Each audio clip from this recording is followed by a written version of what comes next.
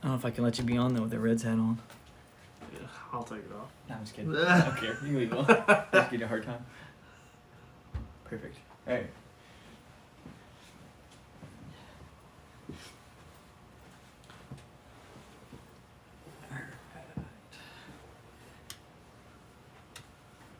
Ready? Sure. Here we go. Welcome to the Thursday edition of Go There on Fourth, a podcast about faith, football, and fantasy football. This is a Christian podcast, just so you're aware of that. I'm Pastor Jason Marnett, a.k.a. the Dirt Path Pastor. This is my good friend, Christian Bishop.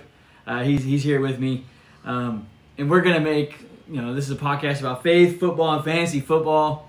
So I'm going to make some suggestions for fantasy football, share with you my team struggles, also make my game picks for the week. And Christian, he's going to help here with me too today as he's guesting with me.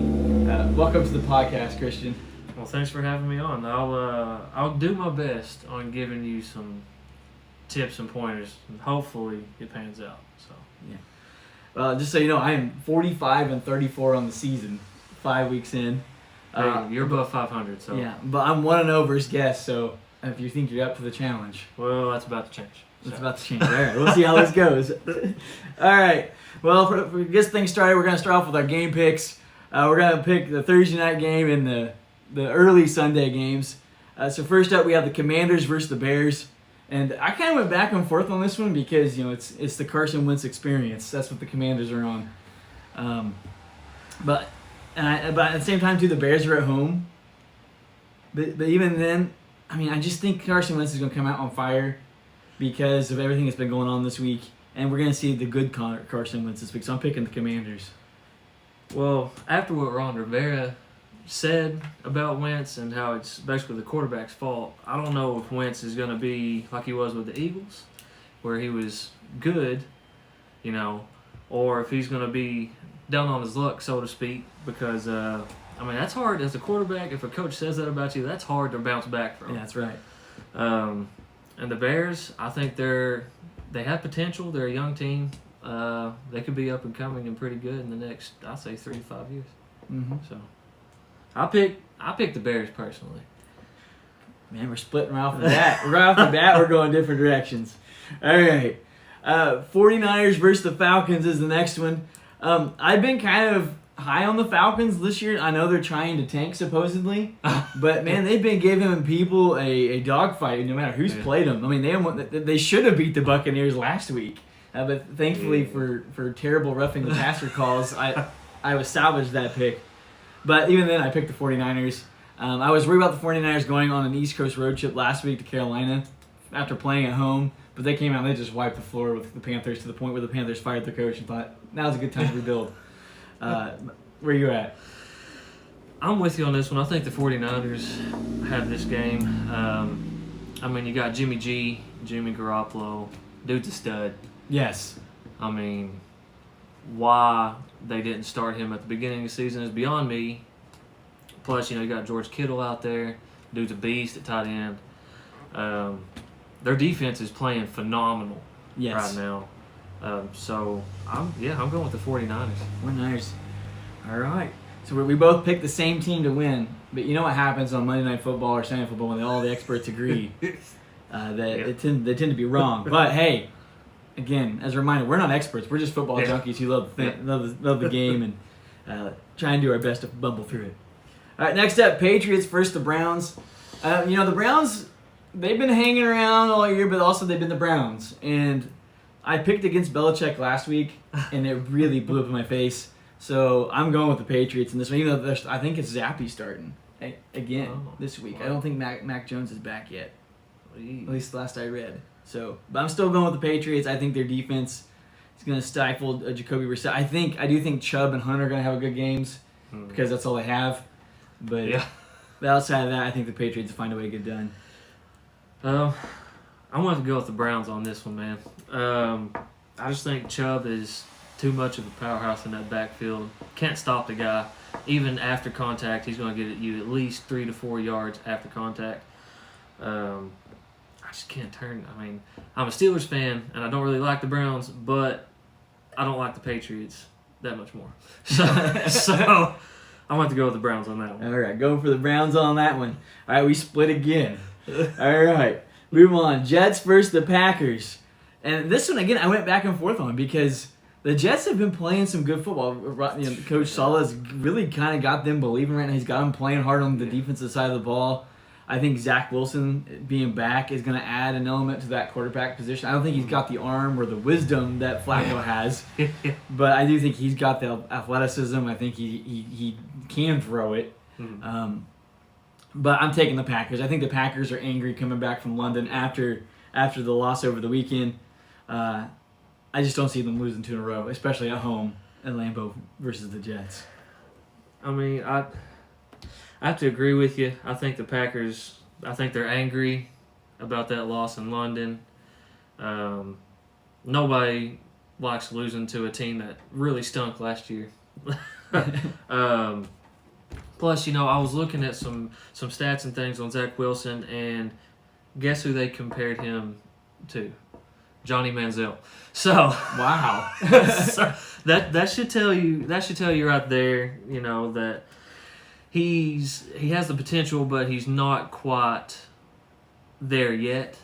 So I'm about to go with Aaron Rodgers and the Packs. All right, Aaron Rodgers and the Packers on that one. All right, let's keep this rolling here. So Jaguars versus the Colts, and here's the thing: I keep telling everybody this every week. I am a true and blue Colts fan. So when it comes to picking them, I won't pick against them. But the last several weeks, I picked them more out of obligation as a fan than I have in actually believing they're going to win. And even though they won against the Broncos, nobody won in that game against the Broncos. Amazon Prime didn't win. The fan base didn't win. It was terrible. No one feels good after that game. But I'm still picking the Colts because, again, I can't pick against them. I know it's irrational. This is just one of those tough games to really. They both stink. Yes. All right. They're just terrible, both of them. So really, that's what makes it such a hard decision. I mean, Matt Ryan, he's a proven vet in this league. Colts defense, they're actually okay. Yeah. I think Trevor Lawrence, he has potential, still very young. Maybe if he cut his hair, he'd do better. I don't know. Yeah, he's got the whole Remember the Titans Sunshine vibe going on. Yeah. I'm going to have to go with the Colts and just pray and hope that Matt Ryan does not fumble the ball twice or 3 times. Over or under, Colts 3 fumbles or less. Oh, man. I'm going to go under on this one. Okay. But it's not. I'm not confident. Now, there's one thing Matt Ryan's been good at this season. It's been fumbling the ball. Yeah. So, hopefully he's better. He's not good at that this week. Maybe this week will be the week he becomes a terrible fumbler. All right. Next up, we both picked the Colts, so I don't feel good about that one. All right. Vikings versus the Dolphins. And I really wanted to pick the Vikings here. But here's the thing: the Vikings are that team where you think they should win and they're gonna win, and then Kirk Cousins decides he's gonna throw it to Darius Slay. Yeah, every single chance he gets. Yeah, I'm not sure who that's gonna be on the Dolphins, but I don't feel good about this matchup. The Dolphins, I mean, remember they beat the Bills and they really held that offense in check. I know they're gonna have their 3rd string quarterback, but I really like the Dolphins coach. I think they're gonna find a way to get it done, and they're gonna get the W. So I'm picking the Dolphins on this one. My friend, I think you're crazy for picking the Dolphins. I don't know how you can pick the Dolphins over the Vikings on this one. I mean, you got Kirk Cousins, Dalvin Cook back there. I don't know how you can do it. I mean, so first off, it's not a primetime game. That's true. So Kirk Cousins is liable to go off on this game. That's true. Throw some major yards. That's very possible. So, I mean, Vikings and their defense, always phenomenal. Especially for some reason, it seems to be in the second half of games this season. Yeah. I just don't know how man. It's Vikings in this one, man. You gotta be. I'll tell you how certain I am. I had, this is a spoiler from when I talk about my team a little bit, but I had the Vikings defense for 2 weeks in a row. I dropped them for this one. Oh, goodness. I dropped them. I'll tell you who I went with in a little bit, but you're not gonna like it. Well, it might not be as bad as you think, but you're not gonna like it. All right. Well, we split on that one. Bengals versus the Saints. I know Taysom Hill went off last week, and for any fantasy league managers out there, stop crying about it. I know he's listed as a tight end, and he got quarterback points and running back points last week, but stop crying about it. All right, it's fantasy football. Like anything and everything can happen. Just let it roll. I mean, you're not going to punish a running back for catching a receiving touchdown, or punish a quarterback for getting a rushing touchdown. Don't punish a tight end for getting more stats than they should have. Yeah. All right. But anyway, with that being said, I'm picking the Bengals. I don't think the Saints. I mean, the Saints' defense is better than people think, but I don't think they have the offensive firepower to keep up with the Bengals. I think Joe Burrow is going to carve them up. I think Jamar Chase is going to bounce back and have a strong performance this week. And I felt like some of the other receivers started to wake up last week, which is even scarier. So I'm picking the Bengals. I'll tell you a good matchup to watch for is Lattimore on Jamar Chase. That's going to be a lot of fun. That'll be a real good matchup to watch. I really, really, really don't like the Bengals for a lot of different reasons. I mean, I think they're a bunch of thugs, or at least used to be a bunch of thugs. That's right. Back in the day. Pac-Man Jones era. But as much, I say that, but I still think the Bengals are going to bounce, and really lay it on the Saints this game. Saints, they don't know who their quarterback's going to be. Is it Andy Dalton or Jameis Winston? We don't know yet. Right. T. Higgins is out for the Bengals, or questionable, I think, or something like that right now. So that's a little iffy. And the O-line for the Bengals kind of gives me a little pause because they said they upgraded their offensive line, but I have yet to see it. But, I mean, Joe Burrow, man, he's a hard guy to bet against, and Jamar Chase. They seem to do really good in that 2-minute offense. Yes. I mean, I don't know why. I mean, they were teammates, so they have that connection. But I'm going to have to go with the Bengals on this one, man. That's right. He's like, Joe Burrow's like Kevin McAllister in Home Alone. Yeah. He doesn't have any protection, but he's finding ways. Yeah. All right. So we shared that one. Next up, another division foe for you as a Steelers fan: the Ravens versus the Giants. Hey, I know the Giants. Once every 4 years we have a Giants sighting, and we're kind of having that this year. But I don't think they're going to beat the Ravens. I think the Ravens win this one. Well, you got Lamar Jackson on one side.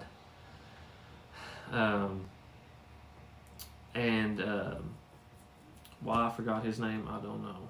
For the Giants. Daniel Jones? No, Daniel Jones. Poo on him. Saquon Barkley. Yes, I don't know why I forgot his name. Forgive me for that. But Daniel Jones is a poor version of Saquon Barkley. He can't throw it. He can run it though. I mean, really, it comes down to who's going to have the most rushing yards in this game between Lamar Jackson and Saquon Barkley. That's pretty much what it's going to come down to. That's right. This is a tough one for me, honestly, because the Giants are on the rise. Yeah, they've been playing some good football. They're an up-and-coming team right now.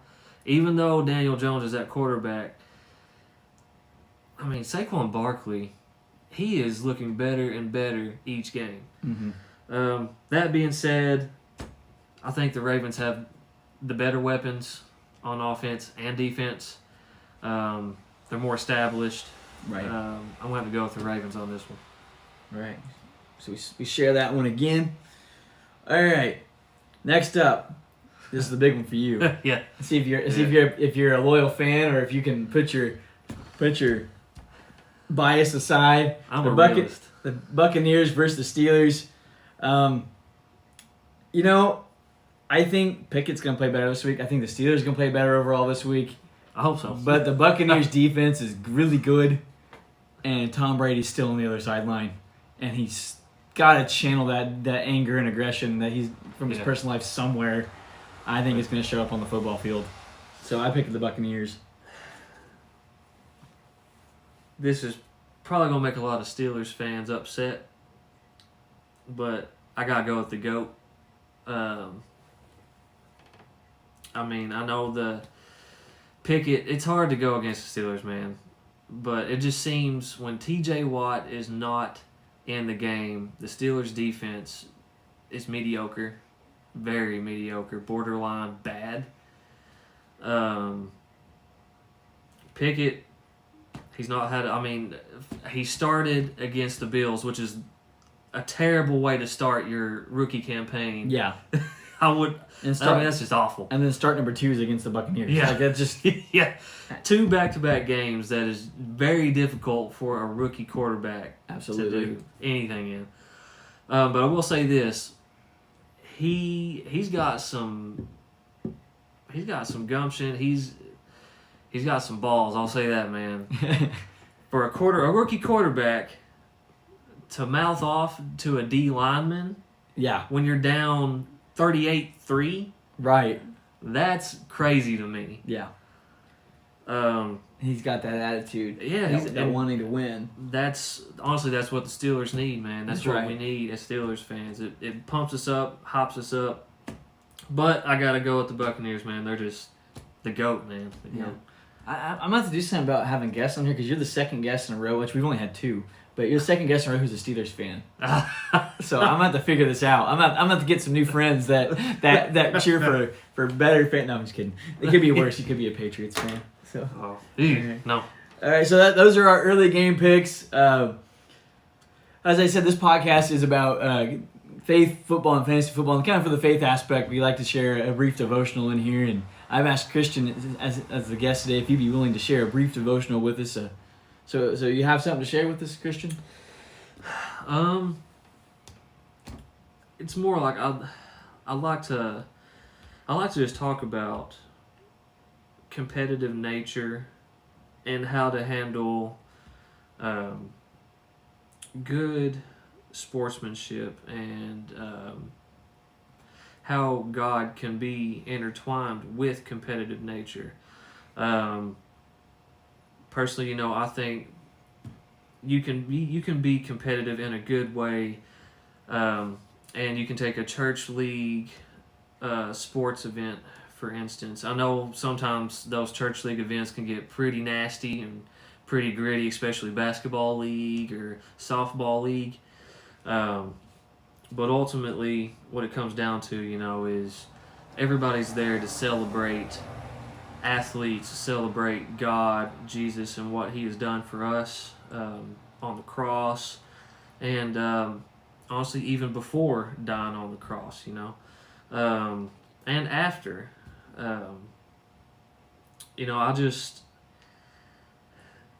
It's all about, competitive nature is all about the heart and what your heart tells. And I did have some verses. Let's see if I can find them real quick. Looks like I accidentally got rid of them. But let me see here.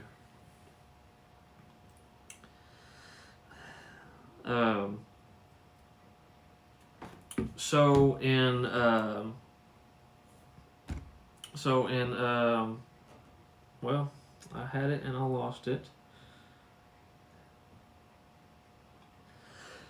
So we can start with 1 Corinthians chapter 9, verse 25.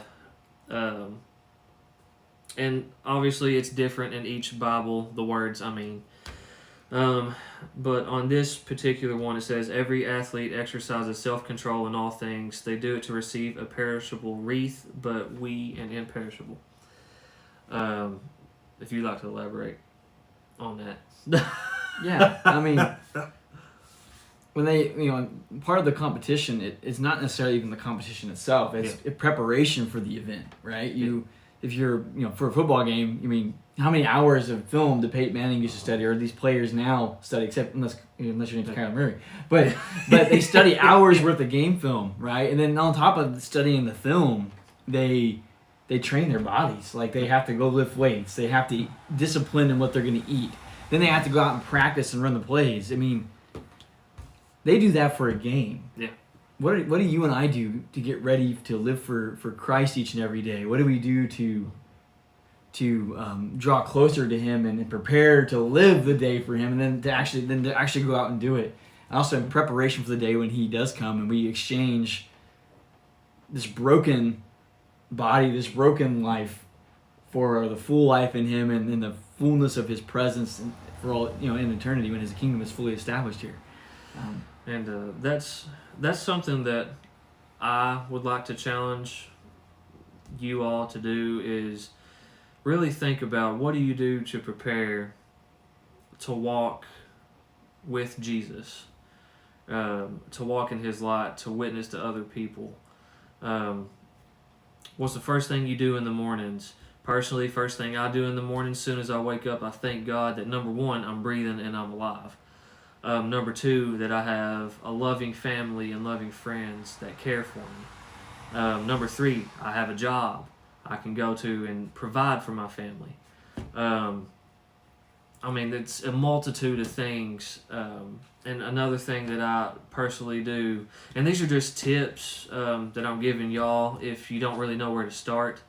Honestly, that's a really good place to start. It becomes a habit. It's a habitual practice.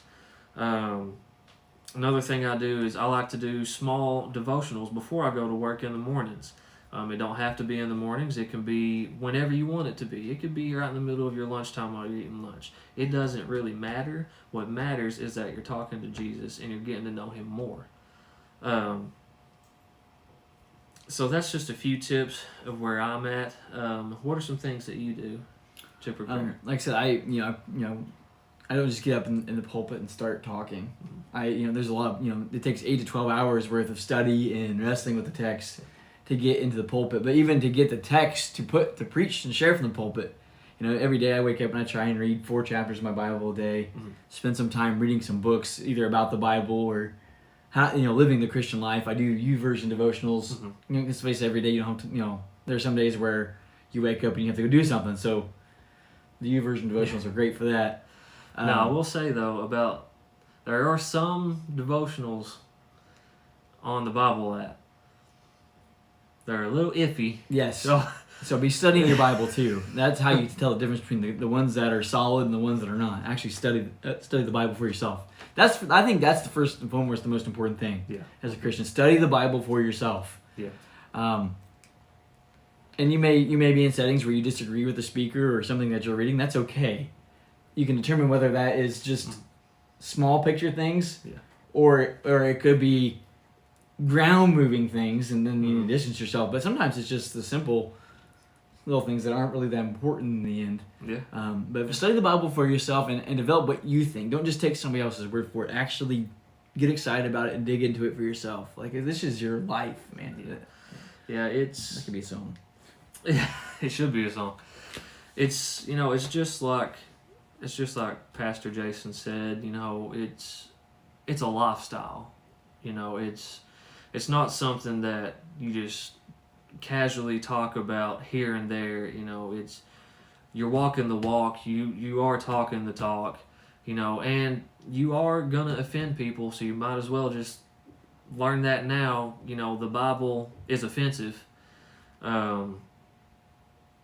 I hope you all don't take that out of context or the wrong way when I say that, but if you really study the Bible and learn what it has to say, number one, read it in context. Don't just read a Bible verse, because then you will take it out of context, and that's when it definitely gets misconstrued. But you gotta learn to read it in context. You got to know it is going to be offensive at times. And when you do talk to people, a lot of times, the majority of people out there, I'm going to say this, and it might offend some people, but I'm sorry, that's just who I am. So, majority of people out there say they're Christians, but they don't know the Bible. I'm sorry if you lose viewers because of this, but I'm just speaking truth here. And I'll say amen to that myself. Not in an egotistical way, but it's true. There's a bunch of people out there that say they're Christians, but they have not once read a Bible verse. Or they have, but they've never studied it, researched it, or followed up on it. Mm-hmm. And that's what I challenge you to do. That's right. And you will be amazed at how it can change your life from one way to a different, complete other way, all because of Jesus. That's right. That was a line stolen from The Chosen. You should watch that too. Anyway. Awesome.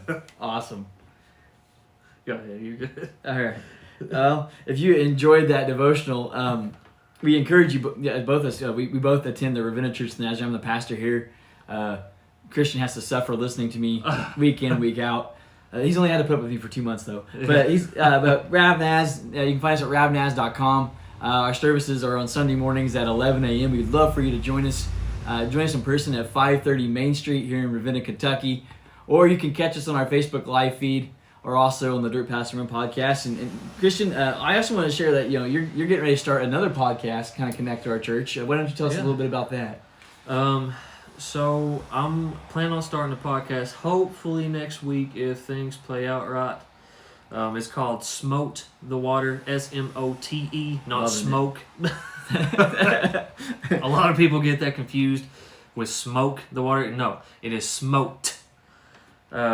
Anyway, it's Like the the 49ers did to the Panthers last week. They smote the Panthers. Yeah. It's a podcast that it's going to be talking about everyday life, and it's my favorite phrase I like to use is finding Jesus in the mundane.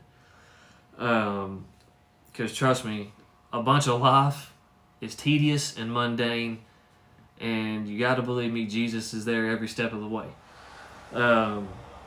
So that's a lot of what the podcast is about. I'll give you a preview into the first and second episode. Of course, the first episode is just going to be an introduction of, me, what we're about, Right. and the co-hosts that are going to be with me. Be prepared for that, because I'm sure we'll be very goofy but serious at the same time. The second episode, I'm planning on doing, God in sports. Kind of like what we're doing now, a little different, more in depth. Mm-hmm. That one will be a blast. We'll have a former athletic director on, and of course Pastor Jason, sports junkie guy over here. That's right. And then we'll have another guy on here that actually went to a Christian high school and played sports at a Christian high school, so we can bring that aspect into it a little bit. That's cool. But in a nutshell, that's Smoke the Water, just finding Jesus in the mundane. Yep. So be on the lookout for that. That's coming. That'll be coming soon. So, Yeah. and then when it does, we'll be sure to share the links with you and play everywhere you can find it. So that's coming in the days ahead. So, all right, you ready to move on for our late afternoon games on Sunday? Are you ready for these? There's only 3. Well, I can already tell you 2 right offhand is going to win outright. But we can go ahead. All right. We can go. So first up is the Panthers versus the Rams, and the Panthers have changed the coach, but I don't think it's going to change the results. I think they're going to be the same Panthers. We're going to have the same outcome, even though the Rams look awful right now. I'm not sure what's wrong. I think they're just missing OBJ for one thing. That offense hasn't looked the same. Well, they're missing 2 key people that really helped them out. Go ahead, though. No, you're fine. I'm going with the Rams. So, I might have to agree with you on this one. Stafford's looking like he's still with the Lions. Of course, that defense, they don't have Von Miller no more, and that's really hurting them. They still got Aaron Donald, but Von Miller was a critical piece to that Rams defense. Yeah, he can still, as you can see with the Bills, he can still play. Oh yeah. It seems like everywhere Von Miller goes, that team always wins a Super Bowl. Just saying. That might be an omen. Yeah. Might be a prophecy. You never know, right? Second opinions. Yeah, right. But like I say, you still got Aaron Donald. OBJ not on there no more, no longer a Ram. But I don't think he played as big a factor, honestly. That's just my opinion. Right. I say a lot of people are going to hate that. I think he's a good guy, but he's not the same as he was on the Giants. That's Just true. saying. Baker Mayfield has always stunk and always will stink. I don't care what anybody says. He stinks. Never should have been number one overall. Went from one crazy chaotic team to another crazy chaotic team. Already, I'm convinced it was his fault that the coach got fired. Stinky team. Boo. They're nasty. Boo boo. Rams all the way. Yeah. Now, with you saying that Matthew Stafford's, looking like he's on the Lions, maybe Rams fans should write him a letter and remind him that his team's not on a bye this week. The Lions are on a bye, but he plays for the Rams now, and they play this week. So Rams fans, if you're listening to this, be sure to go on Twitter or Instagram or whatever it is and let Matthew Stafford know the Rams are playing Sunday. The Lions are on a bye, but he doesn't play for them anymore. Okay. All right, next up we have the Cardinals versus the Seahawks. This was a tough one. Maybe if it wasn't in Seattle, but Geno Smith's looking good. Again, I'm thinking it wasn't. There's something about Pete Carroll's system that he has in Seattle. They've been there for a long time. Yes, the defense isn't the same, but I think he's trying to figure it out. Yeah. Although they haven't really played defense the last 2 weeks in Seattle, maybe that's their new strategy. Let's not play defense. Let's just play offense. But the Seahawks have been in a couple of close games. I think they beat the Cardinals in Seattle. There's two key things that I think have to happen for the Cardinals to win. Number one, Kyler Murray, you got to pray and hope that he knows what play he's running. Number two, you got to hope James Conner is in the game. Yes. If those two things happen, I think the Cardinals win. But like Pastor Jason said, Geno Smith, he's looking good. Pete Carroll, I think I think it's a good thing Russell Wilson left. Because ever since then, it seems like the Seahawks have been kind of on the up and up, and they're, hot. DK Metcalf, is he questionable or out this game? I don't remember. I think he's at the very least, he's questionable. If he's not, he's out. If not, being out. I didn't look at that today. If DK Metcalf is out this game, Cardinals are going to win, I think. I'm going to have to go with the Cardinals on this one, just for the simple fact that the game that the Cardinals had against the Raiders, I thought Kyler Murray, even though it was kind of like a very, very long play, they pulled it out and won the game. In late quarter, they pulled it out. I think Kyler Murray, he has that clutch. He don't have the clutch gene, but he has moments of being clutch in the game. He's got speed. He can run with the ball if he needs to. He's got some accuracy on him. So I think the Cardinals win this one. All right. Split on that one. All right. The big one. This is the game everybody's excited about. This is the game I'm excited for. Bills versus the Chiefs. My thing is, if this game was played in Buffalo instead of Kansas City, not that the weather is going to impact Josh Allen. I don't think that's going to be a factor. That's not what I'm saying.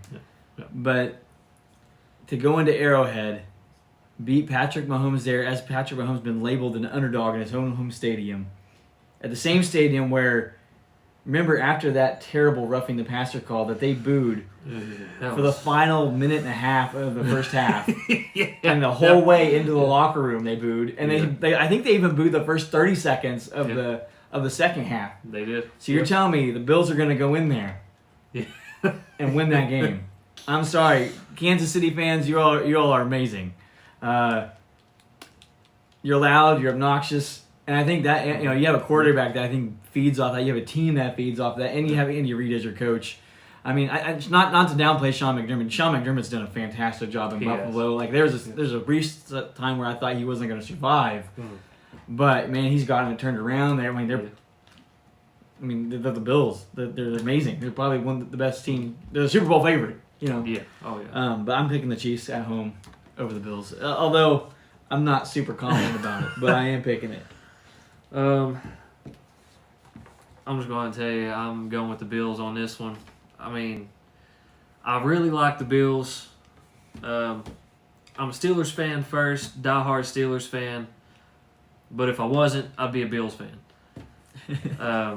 I'd be part of that Bills mafia, breaking tables and body slamming and such. Yeah, I gotta go with the Bills, man. I mean, it's like I said, Andy Reid is an offensive genius. That's true. And when you got a quarterback like Patrick Mahomes that can throw no-look passes, that can throw pretty much behind his back over his head and still get a touchdown, throwing it 40 yards down the field, that's hard to beat, man. I mean, he's the premier improviser quarterback that any coach would dream to have. Of course, you got Josh Allen on the other side, man. Dude has a cannon for an arm. I'm convinced he could throw from his own end zone into the other end zone. Mm-hmm. That's how big of an arm this dude's got. Oh, man, we saw that Sunday of that long bomb to Gabe Davis over the middle. And the fact that the Bills have blown out 2 teams already, that speaks volumes to me. I mean, granted, both of the teams' defenses were not that, they're not that great right now. But, I mean, come on, you got Stephon Diggs, a wide receiver, Josh Allen, man, Von Miller over there. I mean, come on, man. That's just Josh Allen is, in my mind, he's gonna win MVP this year. And I think he's still a little angry about last season losing in the playoffs. I think he's still a little bit angry about that. Yeah. So I think they're gonna come out hot. They're gonna come out rolling. I don't think that it's gonna be a very close game. And I think there's gonna be one call that the refs are gonna make that is gonna completely change the game, as it usually does. I got the Bills. Yeah. All right. Too bad we can't put the referees on our fantasy teams. I know, right? All right. Well, those are our late afternoon game picks. Now we're going to move on to the section called My Team Struggles. This is me struggling with my fantasy football team through the season. Now, Christian, like I said, I'm in a 12-team PPR league with some custom scoring with church folks and friends, but Christian is not part of the league, but his wife is, and maybe one of these days we'll share his wife's process for her picking her lineup for the week. It's something to hear. It's quite entertaining. But Christian, Christian doesn't have a team in it, but he and I talk a lot of football, so maybe he can help me as I wrestle with some of these decisions before the game time starts. I'm not playing his wife this week, so don't worry. If he helps me, he doesn't have to sleep on the couch or move out of the house or anything. So at quarterback, I have Derek Carr. He's on a bye week this week, so here are my options. Okay. All right, I have Zach Wilson as my backup, and he's going against the 4th-ranked Packers. They're ranked 4th against opposing quarterbacks. But here's the thing. The Packers defense has faced Justin Fields and then Zappe, who came in relief duty when the backup to the starter. So he's the backup to the backup when he came in. Yeah. So the 2 quarterbacks they've really shut down to kind of put them there, in my opinion, you really kind of have to toss those 2 game out. Now, my other option is I go to free agency and see what's available. Jared Goff was out there, but he's on a bye, so that doesn't help me. Matt Ryan's out there, but they're going against the Jaguars, and until he decides to not fumble the ball anymore, I'm kind of steering clear of that. There's just not anybody else really out there. So I'm really leaning Zach Wilson. But I'm not like, I don't know. I think if I read correctly on FanDuel, Zach Wilson is projected to get, I think, like 17, 18 points. Mm-hmm. So, I mean, that's not good, but not terrible, I guess. I mean, I don't know, man. Matt Ryan, it's like I said, if he just wouldn't fumble the ball so much. Yeah. Now, I do think Jimmy G's out there. That's a possibility, but even then, his matchup's not super great either, as far as if I remember right. Going against the Falcons. The Falcons' defense has kind of been somewhat tough on QBs. So I'm a little leery of that. And Jimmy G's not necessarily going to put up big yardage for you touchdowns anyway. He's going to win. He's a quarterback that you want on your team because he just knows how to win games. For some reason, everyone wants to get rid of him, but somehow he always wins. Yeah. But as far as fantasy football goes, you don't necessarily win it for fantasy football. So, I don't know. All right, well, I'll do some stewing on that one. I was that one's a tough one. My running back one is Austin Eckler. They're going against the Broncos. It's not a good matchup, but Eckler's had 5 touchdowns in the last 2 games. So even though it's a tough matchup, the volume of carries and touches he gets makes him, you have to start him. So I'm sticking with him. Now for running back 2, I have Jamal Williams from the Lions, so he's on a bye week. So that's two key guys on a bye week this week. So option 1 is I have Michael Carter from the Jets on my team. He's had a decent year, but he just got moved down from RB1 to RB2. The New York Giants and the Pats have been able to run against the Packers. They were able to do that. That's kind of what helped them win the game, or at least stay in the game. The Giants won the game. Pats stayed in it. But again, that RB2 is really difficult. Now, the other option I have is I have James Conner, which I have him down in my flex spot. But the downside with Conner is he's questionable with a rib injury. He's going against Seattle, but that's a plus because they forgot how to play defense. Making that big Q, and he's in that late afternoon spot. So if I make a decision, I'm gonna have to live with it because I either have to find somebody else in those late game slots, or I'm gonna have to find somebody for Monday night. So there's a risk in that. And then the option 3 is free agency, but again, in a 12-team league, our free agency is a ghost town. Like, who am I gonna find? I mean, I went to look for Deion Jackson on the Colts because I thought, well, if JT doesn't go, Hines is most likely he's still in the concussion protocol, which he may or may not come out of. Yeah. So even then, Jackson was gone. So that's how desperate people are getting in our league to find a running back. So. James, last I read, James Conner, he didn't practice today, which means it's not looking too good for Sunday. It's a rib injury. Yeah. At running back. I mean, it depends on who's out there in free agency. But right now, I'd say your best bet right now is probably Michael Carter, unless somebody pops out or stands out in free agency. Yeah.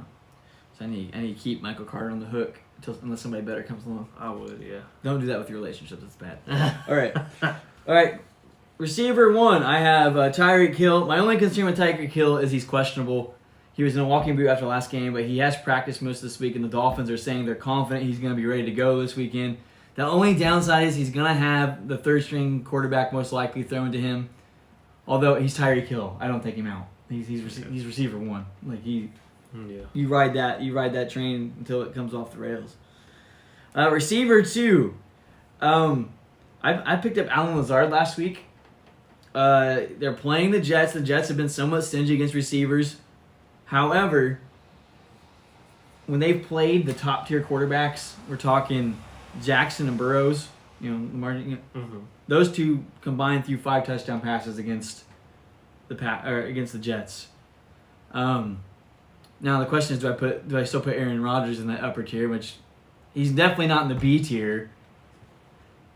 And Lazard is his go-to guy kind of right now. So I think, again, I'm concerned about that Jets defense, but at the same time too, I think I'm gonna stick. I think it's the best option that I have. So, what do you think? Yeah, I think it's probably the best option. Okay. That you got. All right, then tight end, I make a change. I've been running with Michael Conklin. I've had a lot of Jets on my team. Maybe that's why my team is where it's at. But no, I'm just kidding. Evan Ingram, I picked him up in free agency today because he's going against my Colts. And they like to, in the last game, they gave up 8. No, in the first matchup with the Jaguars, that's what I'm talking. I have my note here.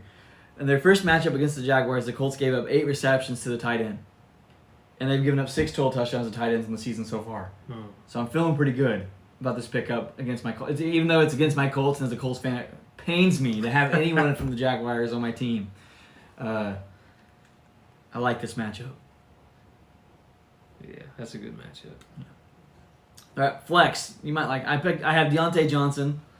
I could bump him up into one of the upper tier receivers. The downside, he's going against the Bucks, and he's got a rookie quarterback going against the Bucks. But still, last week Deontay Johnson was targeted 13 times. He only had 5 catches, but targeted 13 times. Well, that's not many catches. I'm kind of going with the Hunger Games mentality of, well, maybe the odds be in my favor. Yeah, So, yeah. Just the sheer volume of targets Johnson gets. I don't know why the Steelers are so obsessed with throwing him the ball. Like I said, other than he makes these amazing catches, but he is their number 1 receiver right now. But I'll say this: I think Pickens is going to take that spot. I do too. Sooner or later. Yes, I do too. Hopefully not this week against the Bucks, but we'll see. All right, now this is the one that's gonna be painful for you. Okay, as a Steelers fan and picking a division rival here. For my defense, I made a change. Like I said, I've been going with the Vikings the last 2 weeks. My strategy for defensive against football is I stream defenses. Unless you can get one of those top tier defenses, the top 5, you're better off just playing matchups because there's only a handful of those top tier ones. Like I said, I went with the Vikings. I wasn't comfortable with them against the Dolphins. Again, it's the Vikings. Whenever you count them, they let you down. Yeah. Vikings fans know. But I went with the Bengals, not because the Bengals have sneakily, they're one of the top teams as far as takeaways go. They've had a lot of interceptions, and they're going against the Saints, who at best they have Andy Dalton playing. Yeah. Or they have, well, I guess that, at least they have Andy Dalton play, or Jameis Winston, who is really not that much better in my opinion. So I think they're going to get some more interceptions this game. The potential's there. We may even see them actually sack the quarterback maybe once, like a miracle will happen. So, again, I know you may not like that one necessarily, but I like this matchup. I think this is a good matchup for the Bengals defense. I just don't like the Bengals, man. They're icky. Maybe they're white. Did you like their white and black uniforms? Because it resembles a prison. I mean, they are a bunch of thugs, but All right. Well, just so you know, my hope this week is to get to 2-4. I'm at 1-4 right now. I'm projected to lose by 5 points to the highest scoring team in our league currently. So I've made a lot of changes due to my bye week, but also because I am who my record says I am, and I have to make some changes. I didn't say my kicker is Ryan Suckup from the Steelers. That's who my team is named after. Don't be a Suckup.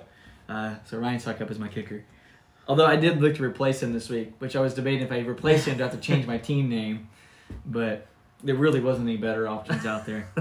So, all right, let's move on to our primetime picks. Primetime matchups. So our Sunday night football game and the Monday night football game. And I don't know about you. I mean, I love football. But is anybody else sick and tired of seeing the Cowboys in the primetime games? I'm very sick of it. Only reason I think they're even in these primetime games is because of Jerry Jones. That's right. Money talks. Pretty much, yeah. Money talks. And nasty. I just don't. I'm tired of it. But I'll say this: Micah Parsons is that guy. That's right. He is exactly why I'm picking the Cowboys to beat the Eagles.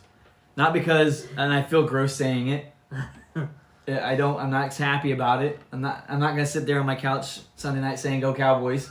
I can't bring myself to do that. But I think the Cowboys defense is gonna give the Eagles fits. And I think the offense is actually better with Cooper Rush in there because he's playing with house money. Like, he has nothing to lose. The pressure isn't on him. And as a matter of fact, because he's not necessarily like this big franchise guy, you see the more people are involved in the offense. Like, he's still throwing to CeeDee Lamb, and he's still handing off to Zeke Elliott, but you're seeing more people step up and get involved because they're seeing Cooper Rush rise to the occasion. There's building some excitement on this team. So you combine that with the defense. And remember, the Eagles probably should have lost that game to the Dolphins, but they survived. And we'll give them credit. They fought their way back in and found a way to win, but I just think the Cowboys are going to knock them off and end their undefeated streak. So that's where I'm at. So is Cooper Rush starting this game? Oh, I don't know. I just assumed he was. I know Dak Prescott is healthy now. Is he healthy? So it might be Dak Prescott starting. And the way I've heard it is Cooper Rush is a borderline starter. Mm-hmm. Dak Prescott is, in my personal opinion, also a borderline starter. Right. I really want the Eagles to win this game. I really do. But I gotta go with the Cowboys, man. Yeah, it just feels gross to say it, doesn't it? It does. I mean, you're a Steelers fan. You guys hate the Cowboys too. Yeah. How many Super Bowls did they? I mean, it's before your lifetime, but still, how many Super Bowls did they take away? Too many. All right, Monday Night Football matchup: Broncos versus the Chargers. Easy. Yeah, I'm going with the Chargers. Yes. I mean, the Russell Wilson show has not been good.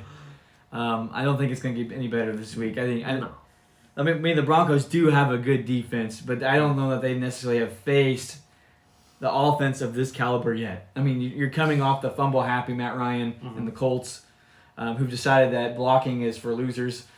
They played the Seahawks. I don't even remember who else they played other than that off the top of my head, but they have not faced an offense the caliber of Justin Herbert and the Chargers. And the Chargers have a pretty stingy defense on their own too. Oh, yeah. So, I think Chargers all the way. I mean, you got Joey Bosa Yeah. over there. Whew. He's a tough dude.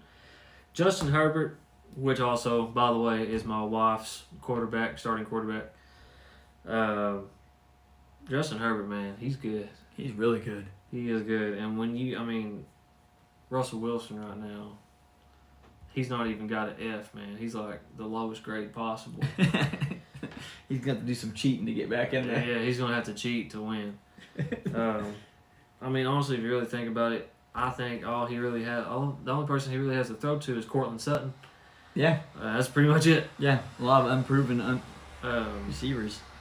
And not only that, it's just they don't have the chemistry. They don't look like they're a cohesive unit just yet. And they're definitely riding to a losing season. Sorry, Russell Wilson. Because he said, Broncos fans, let's ride. They're riding to a losing season. Sorry, that was a terrible joke. But, yeah, I think Chargers got this one. Yeah, all right. So we're for the primetime matchups, we are in agreement. We've come to an agreement on the primetime matchups. All right, the final segment of this podcast for Thursdays is called Bye Week Batmans. And these are the players that you go and you shine the bat signal in the sky for, hoping that they will come in and save you in that one spot. So I'm going to tell you people who to start and also who to avoid. I'm going to add some terrible puns along the way. So Joker, right? A Joker is somebody you don't want to start. Do not start Andy Dalton this week. Don't do it. Don't pick him up. Yes, the Saints won last week, and they actually looked really good for the first time in a long time. But remember, it wasn't Andy Dalton. It was Taysom Hill. Yeah. Tyson Hill was a stud, and so Andy Dalton will let you down. That's not really much of a pun, but that was a statement. Batman, Jimmy G. Yes, he's not necessarily a flashy guy, but this is a bye week, and you're trying to find somebody to stick in there.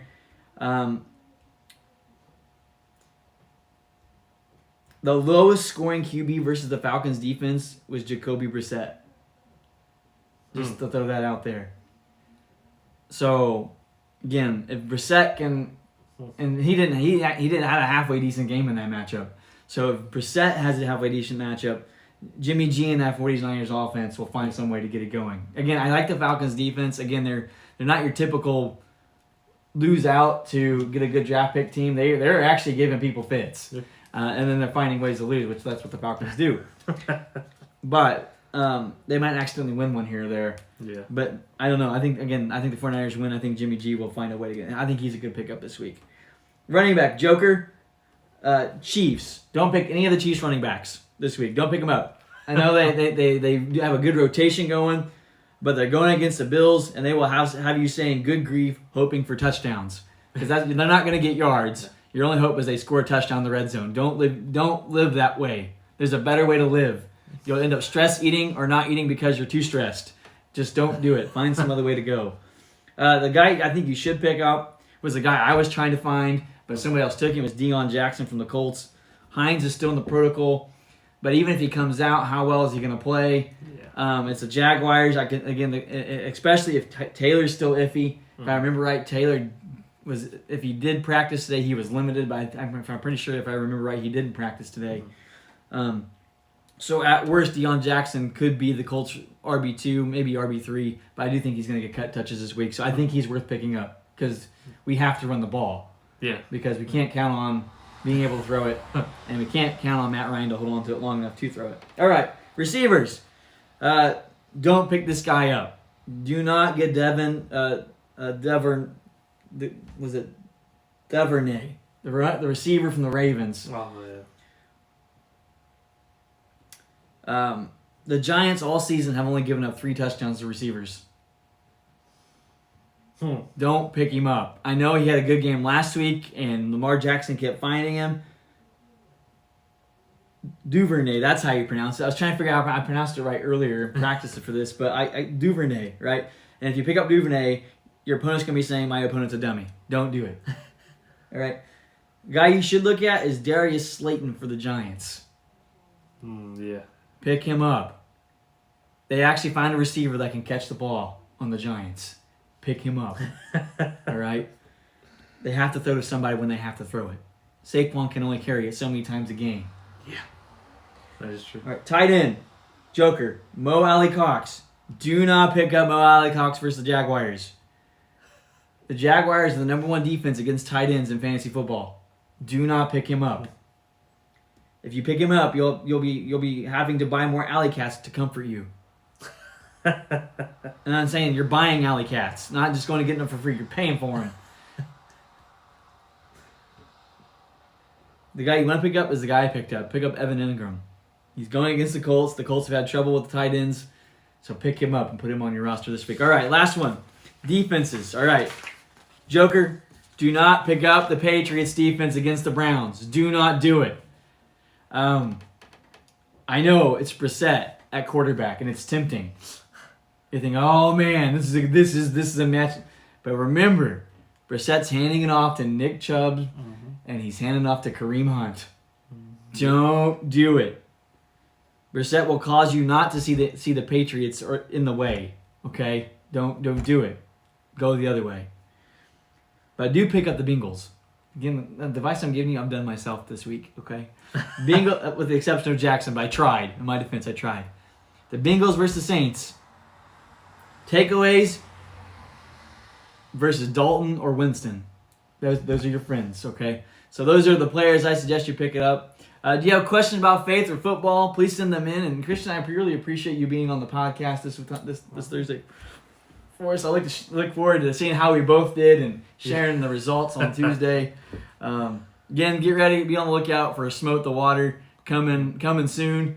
Any parting thoughts or things for the listeners? God bless you all. Again, thank you for having me on. Thank you for listening or watching. We really appreciate it. And just so you know, I feel pretty confident in my picks. I think I got this one on you. I think you're going to go 1-1. Well, I'll still be at 500. All right. Well, I appreciate you coming on, Christian. Be sure to check out my other podcast, the Dirt Pass Sermon Podcast. It's available on all of the major podcasting apps: Apple Podcasts, Spotify, Stitcher, iHeartRadio. You name it, it's probably there. Just go look. Also, follow me on TikTok. I'm the Dirt Path Pastor. On there, I do daily devotional videos, which I'm going to get ready to do one here in a little bit. So follow me on there, and we will see you on Tuesday. Happy fantasy football. We did it. Nice.